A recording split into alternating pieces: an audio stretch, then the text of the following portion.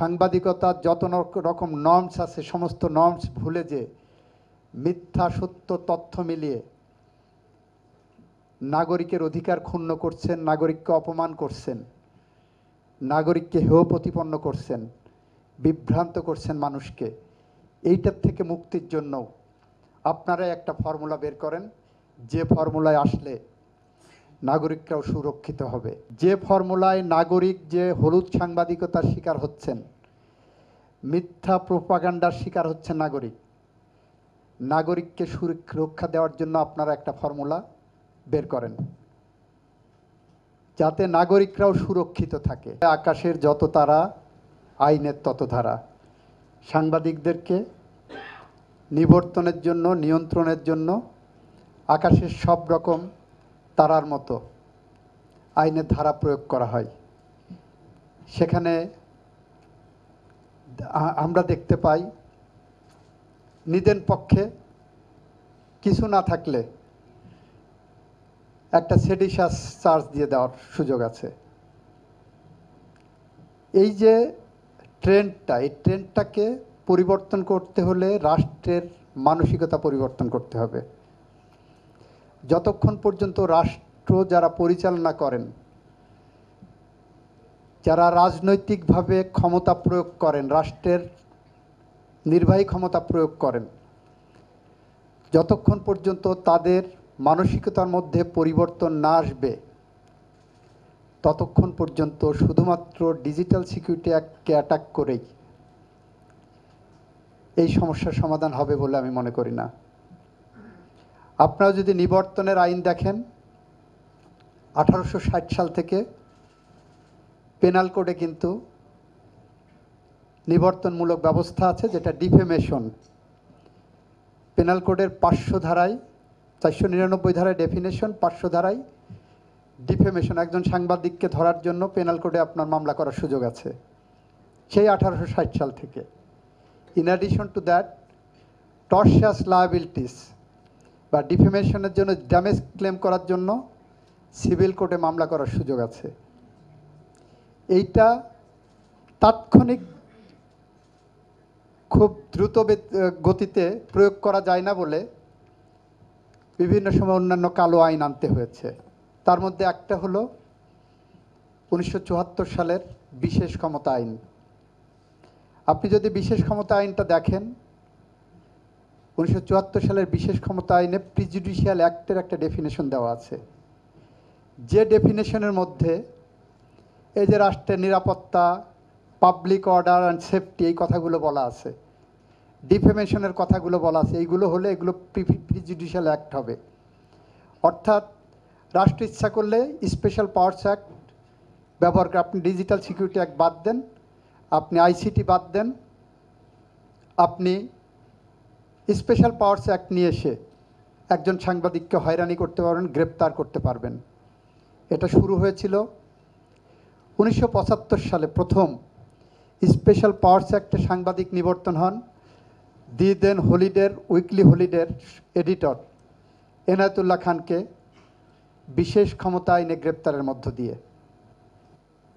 তারপরে কাকে গ্রেপ্তার করলেন? ওই আইনে গ্রেপ্তার করলেন ফাইজুর রহমান। উনি আরেকজন এডিটর ছিলেন, মুখপাত্র নামে একটা পত্রিকা বের হতো। ফাইজুর রহমানকে গ্রেপ্তারের মধ্য দিয়ে বিশেষ ক্ষমতা আইনে সাংবাদিক নিবর্তন শুরু হলো। 1975 সালেই 5টা পত্রিকাকে শোকজ দেওয়া হলো, সরকারের বিরুদ্ধে কেন তুমি রিপোর্ট করলা। বিশেষ ক্ষমতা আইনে 16, 17, 18 3টা ধারা প্রয়োগ করা হলো। এই 5টা পত্রিকা ছিল হক কথা, গণশক্তি, তারপরে মুখপাত্র, লাল পতাকা এবং বাংলার মুখ। আপনারা দেখবেন এগুলো ইতিহাসের কথা। আইনের বইয়ে আইনের সাথে তাদেরকে শোকজ করা হলো। এই 16, 17, 18 এই 3টা ধারাকে 1991 সালে এসে রিপিল করা হয়েছে। এই 3টা ধারা এখন নাই। ফলে সাংবাদিক নিবর্তনের যে সাইকি, যে মানসিকতা, যে সরকারি ক্ষমতা আসুক না কেন, তারা মনে পোষণ করেন। এরপরে 2006 সালে এসে আইসিটি অ্যাক্ট করে সেকশন 57 ইনসার্ট করলো। দেখেন সেকশন 57কে এমনভাবে প্রয়োগ করা হয়েছে, যে বা যারাই প্রয়োগ করুক, এমনভাবে প্রয়োগ করা হয়েছে যে সেকশন 57 একটা ব্ল্যাক ল হিসাবে আমাদের সামনে আবির্ভূত হলো।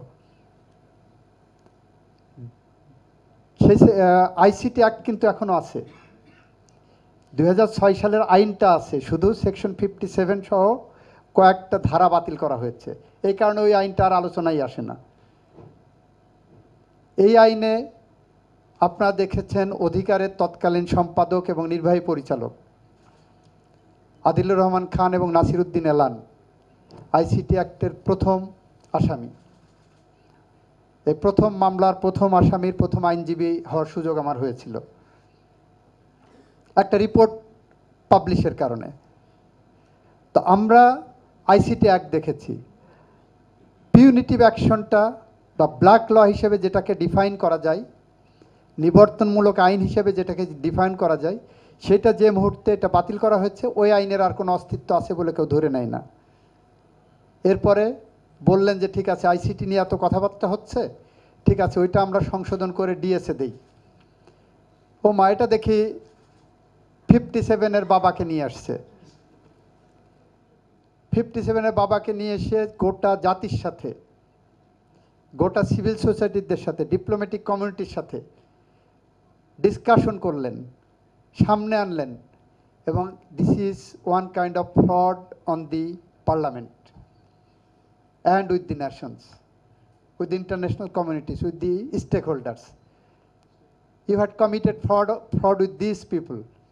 সামনে আনলেন যে আমরা আইসিটি নিয়ে এত কথা হচ্ছে, এই আইনটাকে আমরা বাতিল করে দিতে চাই, এই আইন রাখতে চাই না। ঠিক আছে, আমরাও স্বীকার করছি এই আইন নিবর্তনমূলক। এই আইন নির্যাতন করে, সাংবাদিকদের কণ্ঠরুদ্ধ করে। আপনি ডিএসএ আনলেন, কার্টুনিস্ট কেউ সহ্য হলো না। কার্টুনিস্ট মুস্তাককে ধরে নিয়ে যেতে হলো এই আইনে, তাদেরকে ধরে নিয়ে যে ভিতরে টর্চার করতে হলো। কার্টুনিস্ট মুস্তাক জীবিত অবস্থায় ঢুকে মৃত অবস্থায় কারাগার থেকে বের হলেন। আমরা এই সমস্ত নিবর্তন এবং নির্যাতনমূলক আইন, যে আইন কণ্ঠরোধ করে, যে আইন সাংবাদিকের কলম থামিয়ে দেয়, আমরা এই আইন অবসান চাই এবং এটা যাতে ঘুরে ফিরে না আসে সেই বিষয়ে রাজনৈতিক যারা নেতৃত্ব থাকবেন আগামী দিনে, তাদের কাছে আমাদের প্রত্যাশা থাকবে এই বিষয়গুলো রিথিঙ্ক করা। অ্যাট দি সেম টাইম সাংবাদিকদের কাছেও প্রত্যাশা থাকবে, আপনারা এমন একটি ফর্মুলা দেন রাজনীতিবিদদের, যে ফর্মুলায় নাগরিক যে হলুদ সাংবাদিকতার শিকার হচ্ছেন, মিথ্যা প্রোপাগান্ডার শিকার হচ্ছে নাগরিককে সুরক্ষা দেওয়ার জন্য আপনারা একটা ফর্মুলা বের করেন, যাতে নাগরিকরাও সুরক্ষিত থাকে। আপনি নাগরিককে অরক্ষিত রেখে শুধু নিজের সুরক্ষার জন্য যখন কাজ করবেন, তখন সেটা একটা সমাজে ভুল বার্তা দেবে। সেই সমাজে ভুল বার্তা দেবে। আপনারা দেখবেন এমন এমন সাংবাদিক আছেন, অনলাইন প্ল্যাটফর্মে সাংবাদিকতা করছেন,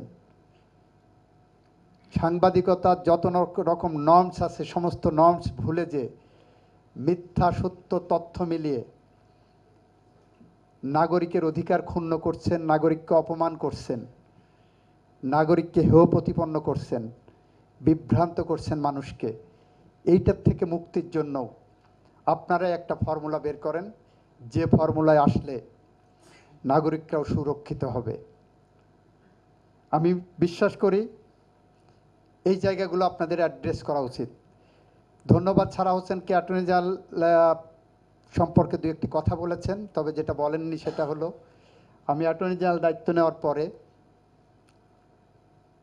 শহীদুল আলমের মামলা বলেছেন, শহীদুল আলমের মামলায় আমরা রাষ্ট্রের পক্ষ থেকে আমি যদি মেকানিক্যালি আগাতাম আমার বিরোধিতা করার কথা, আমরা বিরোধিতা না করে সমর্থন জুগিয়েছি।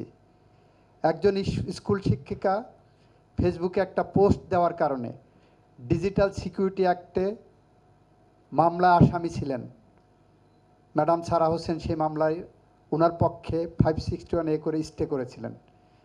আমি অ্যাটর্নি জেনারেল হওয়ার পরে এই মামলাটা আমার নোটিশে আসার পর আমি নিজে আদালতে যেয়ে বলেছি ডিজিটাল সিকিউরিটি অ্যাক্টের যত মামলা আছে কোয়াশ করে দেন।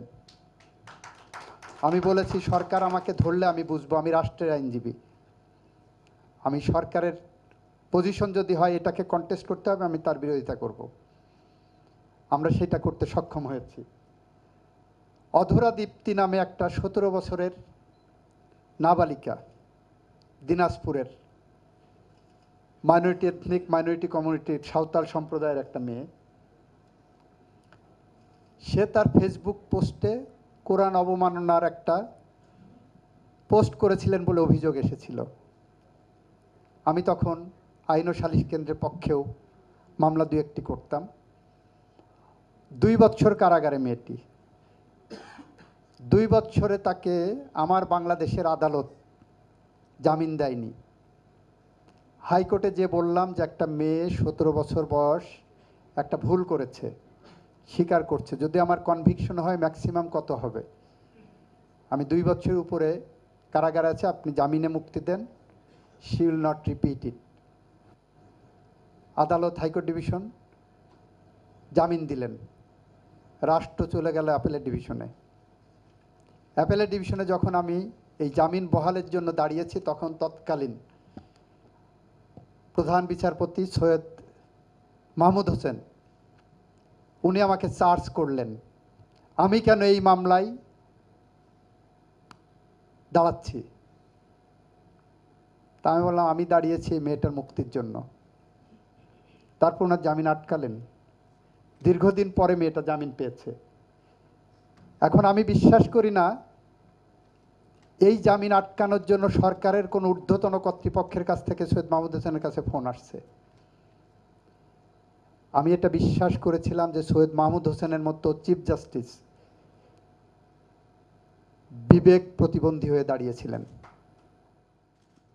একজন জজ যদি বিবেক প্রতিবন্ধী হয়ে দাঁড়িয়ে এই ধরনের কালো আইন প্রয়োগ করে এই ধরনের নিরীহ মানুষকে